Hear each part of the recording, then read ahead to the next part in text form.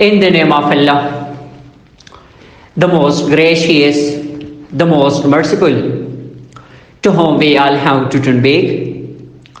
Honorable listeners and respectable audience, you know that we have started a series of linguistics. In linguistics, we started the chapter which is semantics. Semantics is the scientific and philosophical study of meaning, that how meaning is constructed, communicated, and interpreted. Listeners and audience, you know, yesterday I commenced the topic in semantics, which is about semantics relation. Semantics relation is also known as semantics, or another word, lexical relation. It means we call it semantic relation, lexical relation, sense relation, or lexical relations. So these three words, they can be used for this relation. Listeners and audience, today the topic which I'm going to talk about in lexical relations, remember that whatever I'm going to discuss further, they are the types of lexical relations, because in lexical relations I told you that the importance of lexical relation is that lexical relations, they tell us how words they are closely related to each other, how words they are different from each other, what kind of relations do they have. So in lexical relation, first of all I'm going to tell you about synonyms. What are synonyms? What are the importance of synonyms and how synonyms can be used? So you can listen all these in this lecture today. So be with me and listen to this lecture from beginning until end. But before going to discuss this topic, I will request to my listeners and audience, if you are new for my YouTube channel and yet you have not liked and subscribed my channel, you are requested to like and subscribe to my channel. Listeners and audience, what is and what are synonyms? Two or more words, when they are closely related to each other in meanings, they are called synonyms. In other words, two or more than two words, when they are nearest in meanings to each other, we call them the synonyms of each other. We call them synonyms. When we say synonyms, we mean that they are nearest in meaning to each other.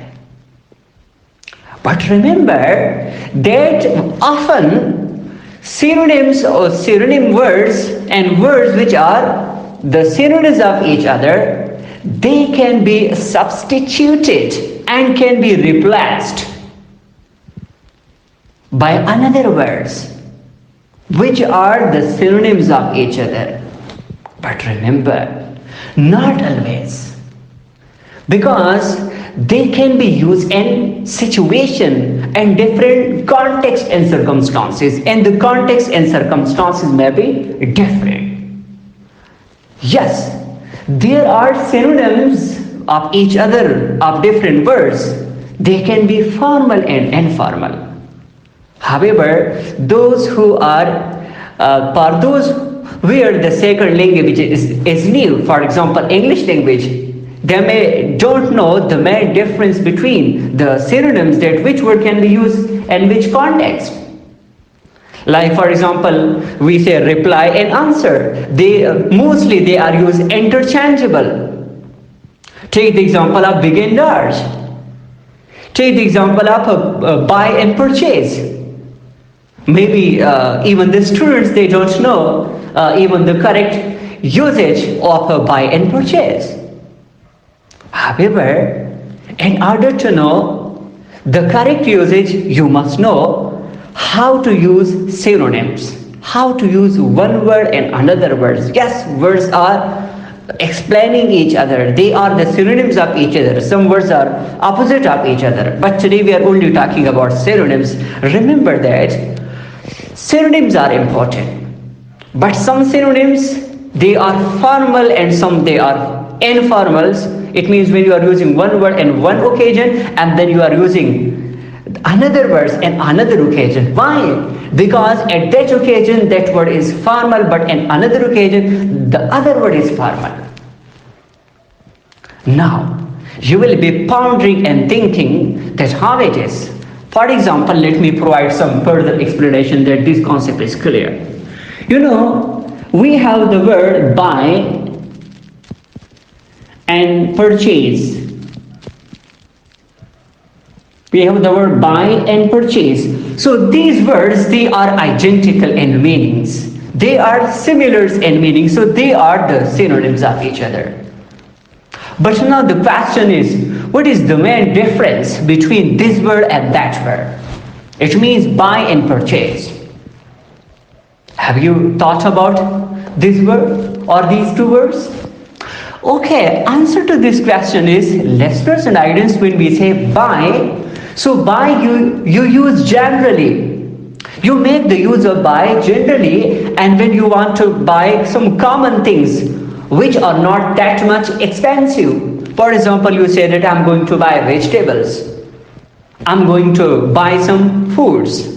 Why? Because these are common things, not that much expensive. However, if you're talking about something more valuable and expensive, then you are using the word purchase. In a broad sense, for example, you can't say that I'm going to buy a home or a house. You say I'm going to purchase the house. Okay, so I think now you know the context. Buy is used for some things which are common, for smaller things, and purchase we can use for things which are expensive. Another word, for example, we have the word big and large. You know, these two can be used for the size, okay? But remember that we use big for some abstract things. You say this is a big issue, this is a big problem, okay? And large we use also for the size, but the difference is we use big for something which is abstract, for an abstract ideas, and we use large for physical things. And also you use big for countable things and large for uncountable. Okay, same is the case of answer and reply. Again, they are interchangeable in the society, but there is a difference. For example, someone asks you a question, you answer him.